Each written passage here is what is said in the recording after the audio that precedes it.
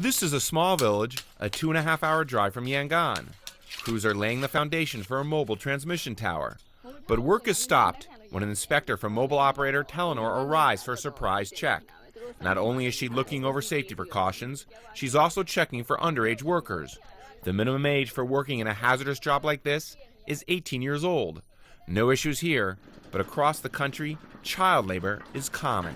It's a fact that child labor or underage labor is a part of Myanmar culture, and it's a major problem for anyone who wants to do business in Myanmar and live by what we normally recognize as international standards.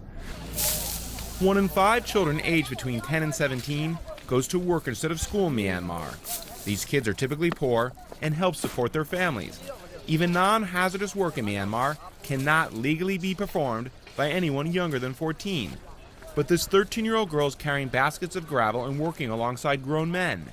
For every 20 baskets she carries, she'll get the equivalent of about $1 US. Piamal Pichai Wong of the International Labor Organization explains why child labor is entrenched in this country.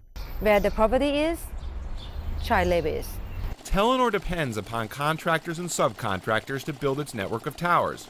Spot checks are carried out throughout their expanding operations. Telenor says it currently has about 150 towers being built, along with 250 tee shops where its SIM cards are sold. It says it tries to inspect each one of these sites at least once a month. Telenor has fired 5 supervisors at construction sites for using underage workers, and the contracts with 5 tee shops have been terminated. The hope is other companies will also take a strong stand. We believe through transparency that we show that this is a real problem, and these are the means that we are putting in place to fix it, that others also will follow. We believe that transparency will help Myanmar to get a better reputation in terms of lifting the standards for health and safety and underage labor. Myanmar's battle against child workers is just beginning.